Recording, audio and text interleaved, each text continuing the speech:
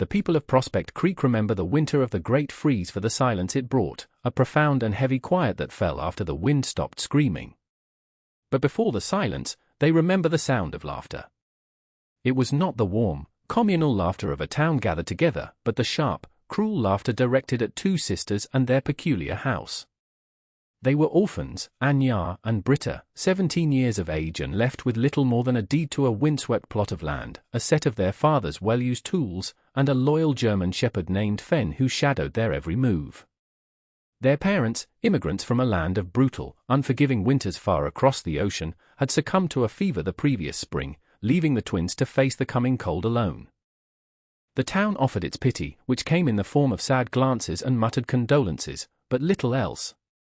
Prospect Creek was a place where self-sufficiency was the highest virtue and hardship was a currency everyone traded in. The sisters, with their quiet demeanors and synchronized, almost unspoken way of communicating, were seen as fragile things, destined to be broken by the first true test. They accepted the town's condolences with a grace that was misinterpreted as weakness and then, to the surprise of all, they began to build. They did not seek to repair their parents' old, drafty shack. Instead, they chose a new spot, higher on the rise, and began clearing the land for a foundation. It was this foundation that first drew the town's curiosity, and soon, its scorn. Their parents had left behind not just tools, but journals filled with sketches and notes, memories of a different way of living, a different way of understanding the cold. It was not a monster to be fought, their father had written, but a river to be diverted. You do not build a dam of sticks against a flood, you build channels to guide its force away. It was this philosophy that Anya and Britta now sought to translate into timber and stone. The foundation the sisters laid was immense, a sprawling rectangle of carefully placed fieldstones that seemed absurdly large for two young women and a dog. It was wide enough, the townsfolk whispered, for a town hall or a great barn, not a humble cabin. Mr. Alastair Finch, the town's carpenter and a man whose hands had shaped nearly every respectable structure in Prospect Creek, was the first to approach them with an air of professional concern. He was a decent man, his skepticism tempered by a genuine worry for the orphans. He stood at the edge of their clearing, his arms crossed, his brow furrowed as he watched them lever a heavy stone into place. A foundation that wide, he called out, his voice gentle. You could build two houses side by side on it. Anya, wiping sweat from her brow with the back of a dusty glove, looked over at him. Her gaze was direct, unwavering. It is for one house, sir, she replied, her voice calm and clear. A strong one. Mr. Finch could only shake his head, baffled by their certainty. It was Marcus Thorne, a rancher whose wealth was as vast as his opinion of himself, who turned the town's puzzlement into open mockery. He reined in his horse at the clearing's edge, his laughter booming across the landscape. Building a fortress, girls? Or just don't know how to measure, he bellowed, slapping his thigh. Best find a husband who can read a ruler before you waste all that good stone. The sisters did not reply. They did not even grant him a glance. They turned back to their work, their movements a seamless dance of shared effort. One would hold the chisel, the other would strike the mallet. One would lift, the other would guide.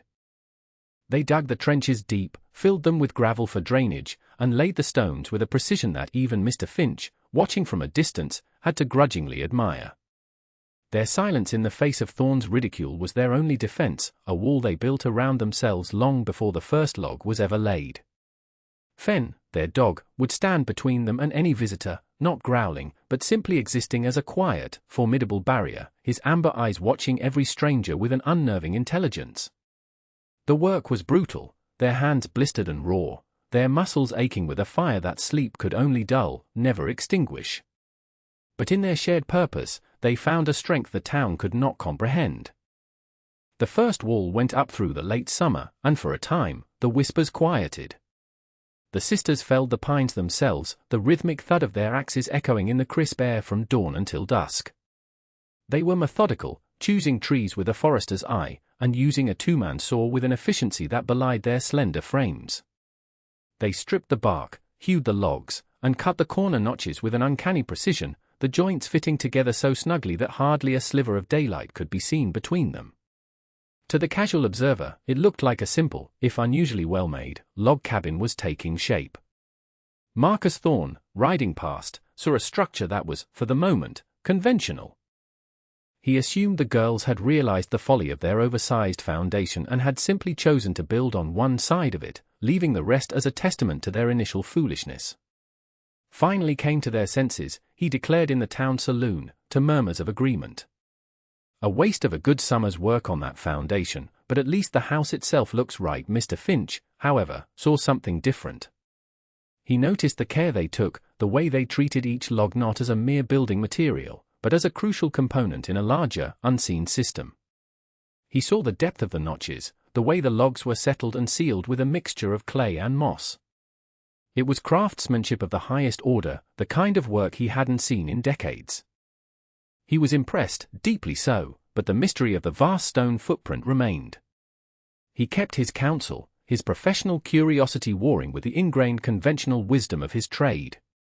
He had built dozens of cabins in this valley, and all were built the same way, a single wall of thick logs, a steep roof to shed the snow, and a large hearth to fight back the cold. It was the way it was done. It was the way that worked. The sisters' cabin, so far, seemed to be adhering to this principle, and the town settled into a comfortable state of assuming the girls had learned their lesson.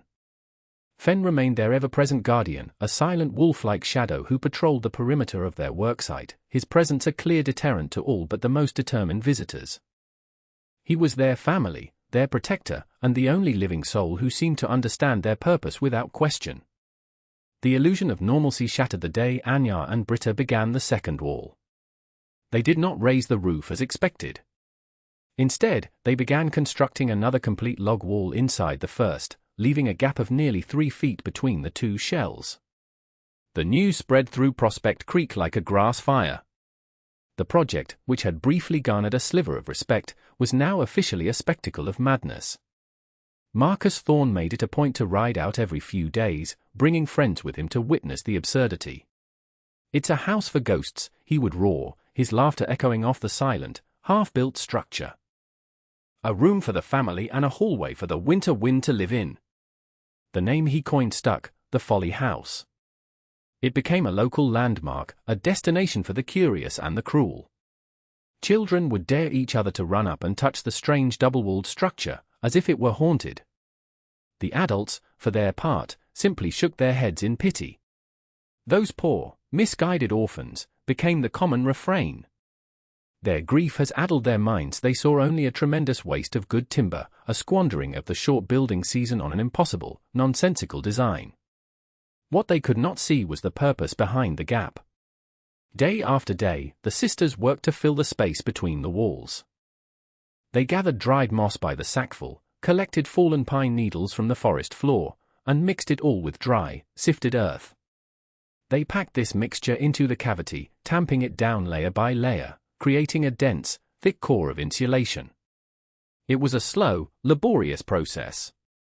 Every log of the inner wall had to be lifted over the outer wall and carefully lowered into place. Every bucket of fill had to be hauled and packed. To the town, it looked like a meaningless, back-breaking ritual.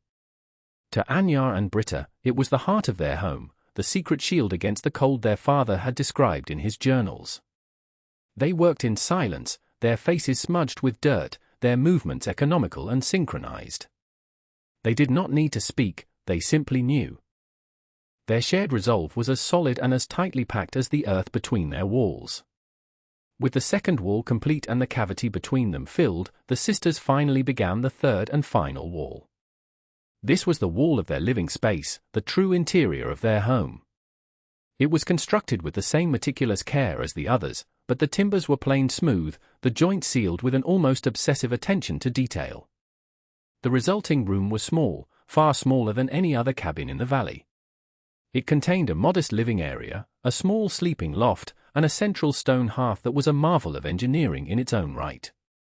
It was not a grand fireplace designed for roaring fires, but a compact, deep-set hearth with a flue designed to radiate the maximum amount of heat into the stone and, in turn, into the room, before letting the smoke escape. Every element of the design was purposeful, geared toward efficiency and the preservation of warmth. The shutters for the few, small window openings were made of thick planked wood, insulated with packed wool. The door was a heavy, lead construction that fit into its frame with a satisfying, airtight thud. It was in these final stages that the strain began to show. One evening, as the sun bled out behind the mountains, Britta sat cleaning her tools while Anya tended to a deep gash on her hand, a wound from a slipped adze. Neither spoke.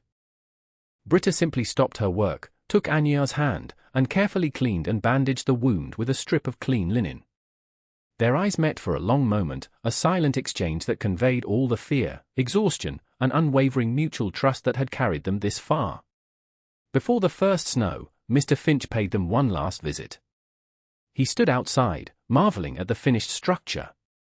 It looked solid, impenetrable, more like a small, timbered blockhouse than a home. He couldn't see the inner workings, only the formidable exterior.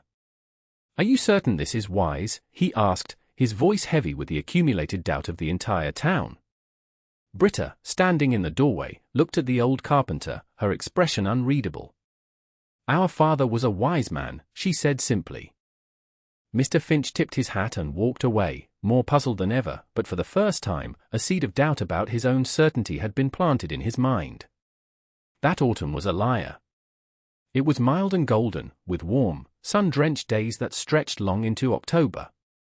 The people of Prospect Creek, lulled into a false sense of security, took it as a sign of a gentle winter to come. The mockery directed at the Folly House took on a new, ironic edge. The sisters had spent their entire summer engaged in Herculean labor, preparing for a winter that, it seemed, would require no more than an extra log on the fire at night. They had built a fortress for a battle that would never be fought. While the townspeople enjoyed the pleasant weather, mending fences and patching roofs with a leisurely air, Anya and Britta moved with a quiet urgency. They knew the warmth was a deception. Their mother had told them stories of the old country, of that false autumn that often preceded the most savage winters, a final, beautiful breath before the world was locked in ice. They worked to finish their preparations, their movements guided by this inherited wisdom. They stacked their massive woodpile, each log cut to the precise length for their efficient hearth. They checked the seals around their heavy shutters and door, using a mixture of tallow and pine resin to fill any conceivable gap. Inside their small, warm fortress, they cooked and preserved, filling their larder with jars of dried berries, smoked fish, and salted meat. They worked from memory, following the rhythms of their mother's kitchen. Fen was a constant, restless presence, his usual calm demeanor replaced by a low-level anxiety. He would pace the perimeter of the cabin, his nose to the air, whining softly at something only he could sense. The change in the world was coming, and he could feel it in his bones. In the town saloon, Marcus Thorne held court, laughing about the coming winter. "I've got a cord of good oak and a barrel of whiskey," he boasted. "Let the wind blow. My fire will be big enough to see from the next county." His sentiment was shared by many. They had faced winters before. They had survived. Their single-walled log cabins, built according to the wisdom of their fathers, had always been sufficient. They saw no reason why this year would be any different. They looked up at the Folly House on the hill, a dark, silent shape against the golden sky, and they shook their heads, secure in their knowledge and their laughter. The change came not as a gradual decline, but as a fall from a cliff. One afternoon, the temperature dropped 20 degrees in an hour. The sky, which had been a clear, brilliant blue, took on a strange, pale, crystalline quality. The air grew still and heavy, carrying a cold so profound it felt like a physical weight. Then the wind came. The old trappers called it the ice wind, and it was a thing of legend, a predatory force that was spoken of in hushed tones. It did not howl, it screamed. It did not push, it scoured, tearing the heat from any surface it touched. Within hours, the world was transformed. The rushing waters of Prospect Creek fell silent, frozen solid in mid-flow. The mighty pines in the forest, their sap frozen in an instant, began to crack and explode with reports as loud as gunshots. It was a cold that broke things. It was a cold that killed. Inside the cabins of Prospect Creek, complacency turned to disbelief, and disbelief turned to frantic, desperate action. The cold did not just seep through the walls, it poured through them. It found every chink in the daubing, every gap in the floorboards, every poorly fitted door frame. People scrambled to stuff rags, clothes, anything they could find, into the cracks, but it was like trying to stop the tide with a teacup. The fires, which had once been sources of comfort, became ravenous beasts. Families burned through a week's worth of wood in a single night, the huge flames roaring up their chimneys, sucking all the precious heat out of the rooms and leaving the corners to freeze. Frost began to form on the inside of their walls, a delicate, deadly lacework of ice that grew thicker by the hour. In Marcus Thorne's large, proud home, the grand fieldstone fireplace was a monument to his folly. The immense heat it generated was drawn straight up the flue, while the rest of the spacious room plunged into Arctic temperatures.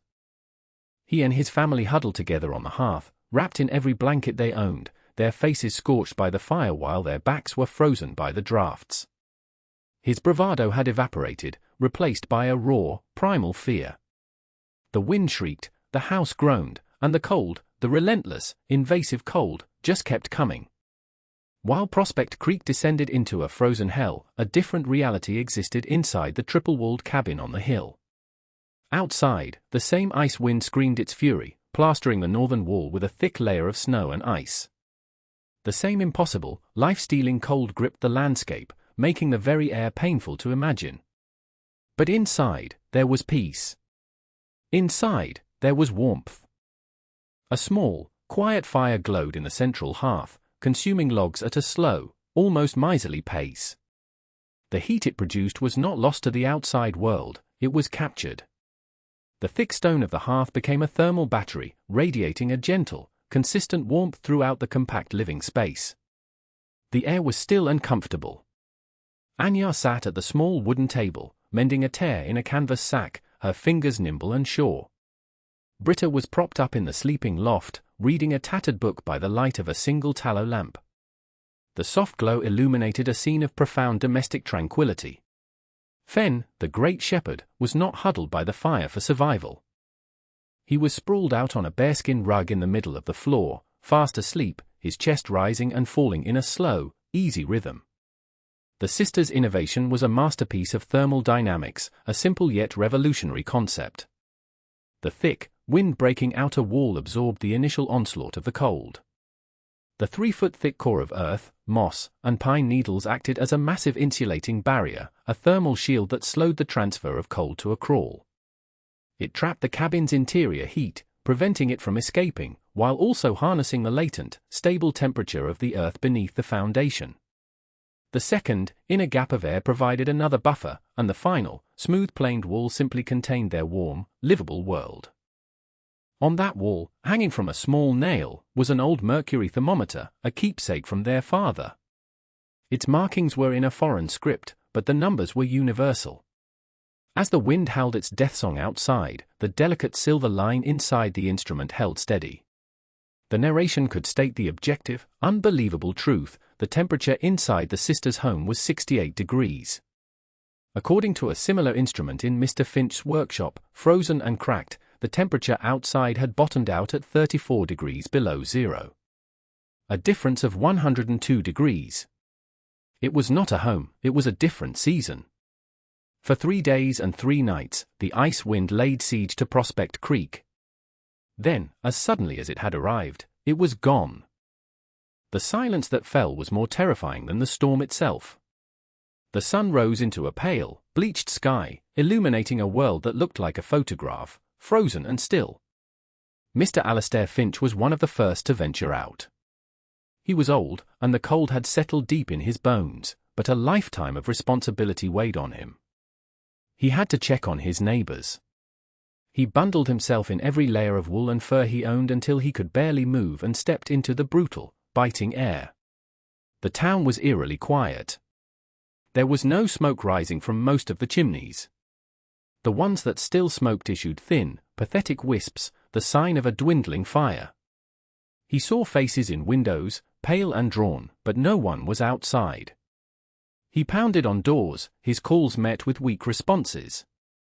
The stories were the same everywhere: firewood gone, food frozen solid, livestock lost. A grim tally of the storm's toll was beginning to form in his mind. Then he thought of the sisters. alone on that exposed hill. A terrible fear gripped him. Their foolish house, with its strange gaps and wasted wood, would have been a death trap. Swearing at his own slowness, he began the arduous trek up the rise, his boots crunching on the styrofoam like snow. As he neared the Folly house, he prepared himself for the worst. But then he saw it. A thin, steady plume of smoke rising from their stone chimney. It was not the frantic, desperate smoke of a fire being fed every last scrap of fuel. It was the calm, measured breath of a healthy, well-managed hearth. As he stared, the heavy, insulated door of the cabin opened, and Anya emerged. She was not swaddled like a babe or hunched against the cold. She wore a simple, heavy wool coat, mittens, and a hat. She carried a basket and was heading for the woodpile. She moved with the easy, unhurried rhythm of a person doing a daily chore, not a survivor emerging from a tomb. Mr. Finch called out her name, his voice cracking in the frigid air. She turned, saw him, and offered a small, calm smile. "Mr. Finch," she said, her voice even. "You look cold. Please, come inside." He stumbled forward, his mind reeling. The moment he crossed the threshold was a physical shock. He was not hit by a blast of frigid, stale air. He was enveloped by a wave of gentle, living warmth. It was like stepping from the heart of winter into a perfect autumn afternoon. He saw Britta stirring a pot over the fire. He saw the great dog lift its head and thump its tail once in greeting. And then he saw the thermometer on the wall, its silver line resting impossibly high. He understood everything in that one, silent moment. All his years of experience, all his conventional wisdom, it all crumbled to dust. He looked at the smooth inner wall, then glanced at the thick doorway, finally comprehending the impossible space between.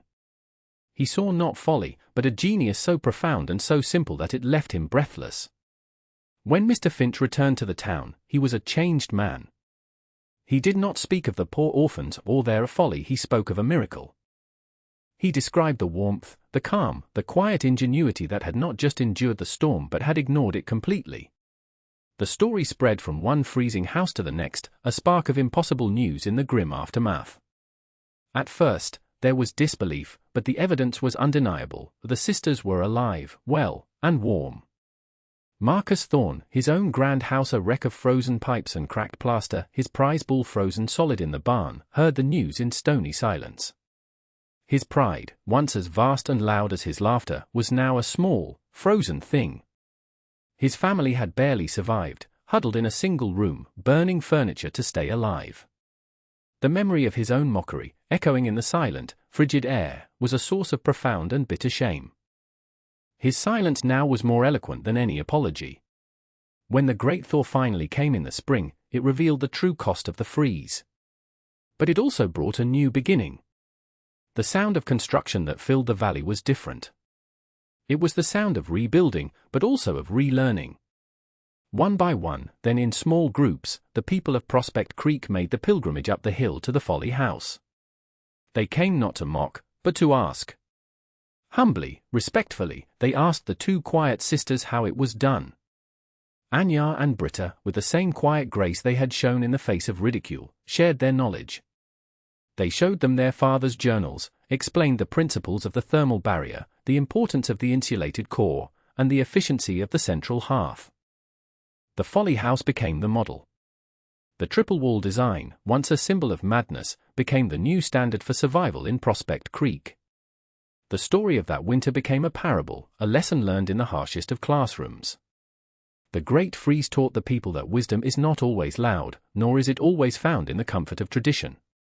Sometimes it is quiet, patient, and built, log by painstaking log, by those who have the courage to listen to the lessons of the past and build for a future no one else can yet imagine. The sisters' cabin stood on the hill, no longer an object of scorn, but a monument, a testament to the enduring power of quiet conviction.